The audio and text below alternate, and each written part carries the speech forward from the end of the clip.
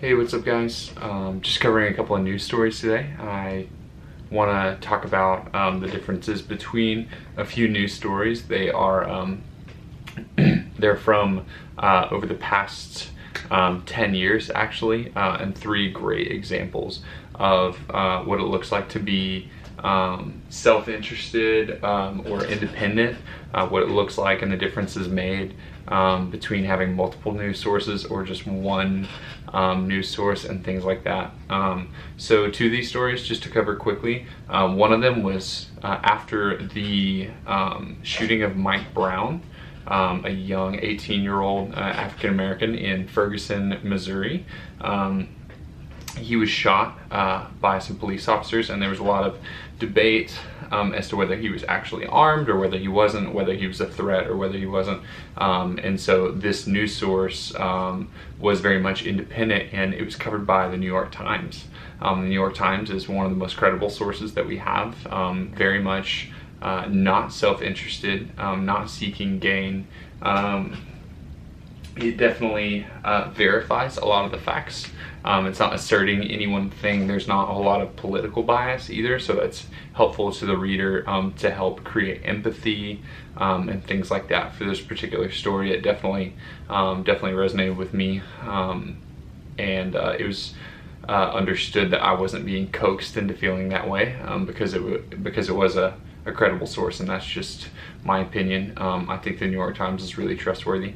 The second story is about, I believe it's from 2008, and it's post, or actually pre-Al-Qaeda attacks, and it is encouraging tourists to not hit Western Europe for a little bit because they believed at the time that Western Europe was going to be targeted by Al-Qaeda, and that Osama bin Laden had apparently given the okay, and so they were going to do the attack Mumbai style, where they set off a sequence of bombs over the couple of days in the Indian Sea. That's what they originally did in Mumbai, was set off multiple bombs over the course of a couple of days, and 175 people were killed. And so they were encouraging people from these unknown sources, saying like, man, stay out of Europe, stay out of Western Europe. If you're traveling, it's very dangerous.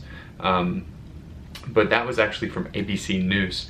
So also not a lot of bias, very much independent, third-party company, not self-interested. It was not asserting any one thing. It was more seeking safety for people and just informing. And so I believe that this is a credible news source. And so although those are about very serious things, transitioning, the third story is actually about Walmart having a great for you logo added to all products that are supposedly better for you than other products. It's supposed to be nutritious and things like that.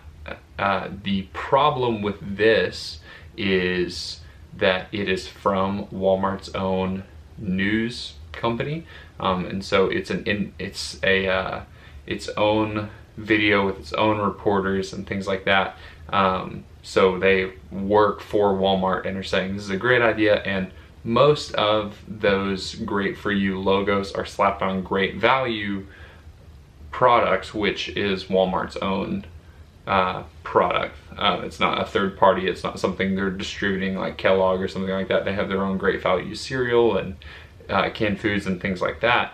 And so most of those great for you logos are slapped on those, kind of self-marketing. And so it is kind of asserting that these things you need to buy and you need to have them. And so that's why it's a sticking point for me. So I don't think that it's a credible source, but for the other two, I definitely do. I definitely think there is a strong, there's strength in having multiple sources. And so the ABC News and New York Times always do a great job of reaching out to multiple reporters and gaining this information. However, Walmart covering its own news and kind of asserting something on the viewer, the listener, is challenging. So that's all I have for today. I hope you enjoy and feel a little more confident about what it looks like to have a news source that is credible versus uncredible.